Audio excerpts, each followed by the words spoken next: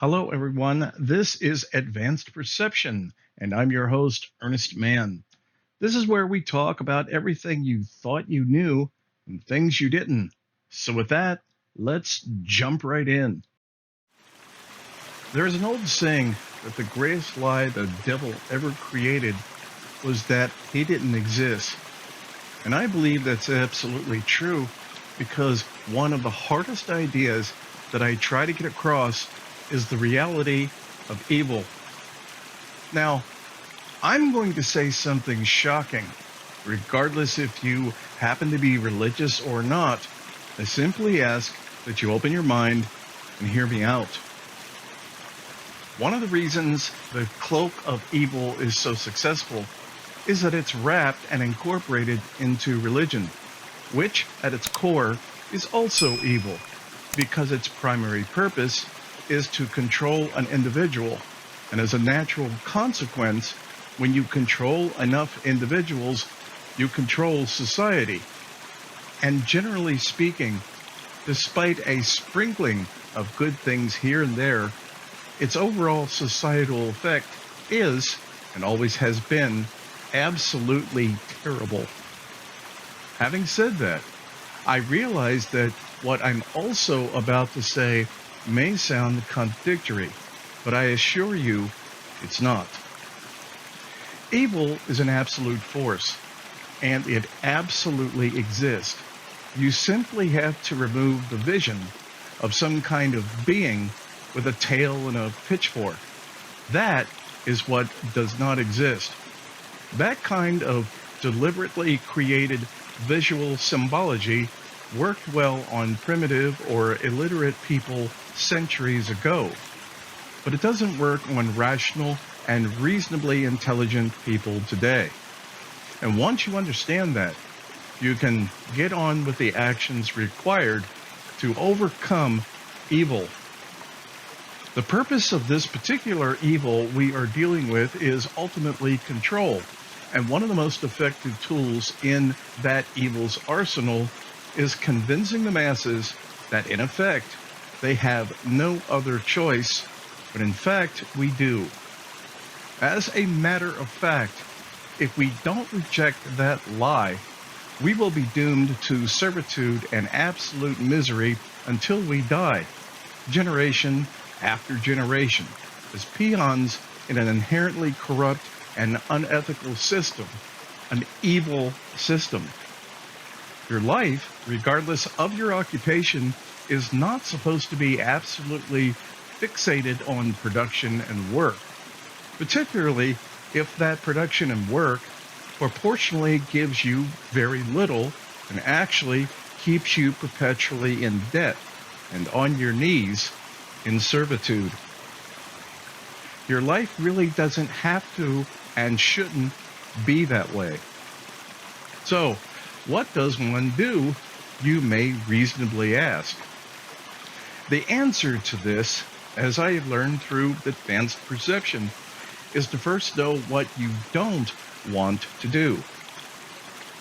You need to be committed in your life action, but not pointless or stupid action, which is in fact, it's what the evil wants you to do. Carrying signs and demonstrations are pointless. It may make you feel empowered, but you're not. The evil looks at you and laughs. Violent demonstrations? Same thing. Breaking windows or setting cars, particularly police cars, on fire may make you feel good, but is a very cleverly disguised control mechanism itself. Evil doesn't give a damn about local businesses having their windows broken out or police cars flipped over and burned. It allows the upset natives to vent via a heavy dose of emotionalism. But emotionalism cannot be sustained, and evil knows that. Besides, do you know who actually pays the financial cost for all of that destruction? You do. Ultimately, you're the one that pays the cost. So again, the evil is laughing at you behind your back. One of the very good things about people, though, is that although many have been put into a trance by evil's many manipulations, they're not stupid. And once something awakens them from that trance, any and all evil can be overcome and conquered. So here is one very small example of what you can do. It doesn't require any signs, no emotional pleading or outrage with bullhorns. As a matter of fact, you don't even have to be there. And actually, it's already taking place. For the very simple reason that you're not there.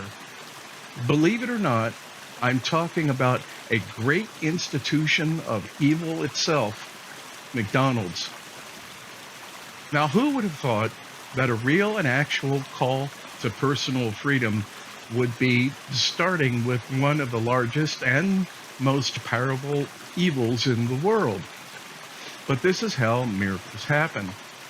And if you don't believe that, I can tell you without a doubt that the King and Queen of France could not have even imagined that just 1 year into the future, they would both lose their heads.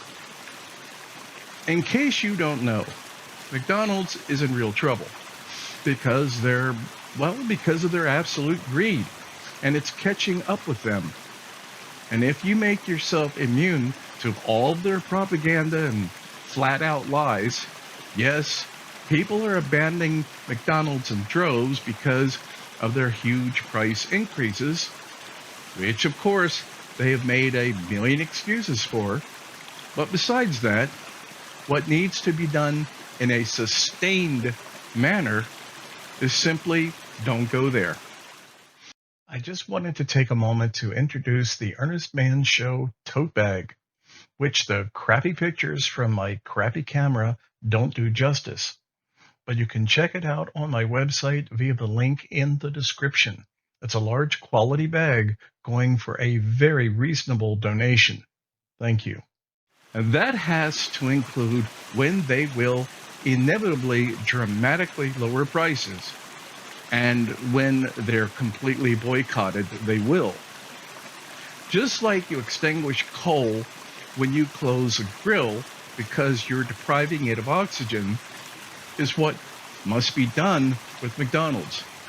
And if that can be done with McDonald's, there are countless other places where the same action can be applied. If you are truly sick of a system that truly doesn't care about helping you improve your life whatsoever, you must completely ignore their endless rhetoric that it's supply chain price increases and completely out of their hands. Yet those same market forces mysteriously don't affect their absolutely obscene corporate salaries, maintaining the status quo for the obscenely wealthy by keeping you working endlessly, paycheck to paycheck, if you're lucky enough to have a decent paying job at all. Stop supporting evil. It's truly as simple as that.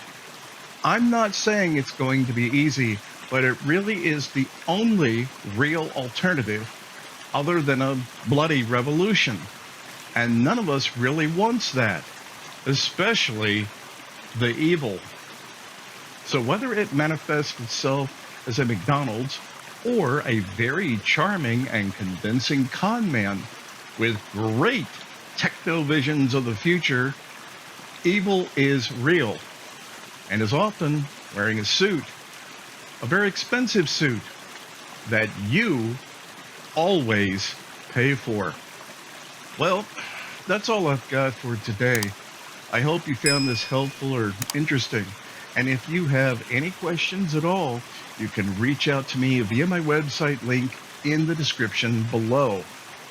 And if you really want to give me a compliment, telling a friend about the show would be the best compliment you could ever give me. Until next time, this is Ernest. and I usually always am.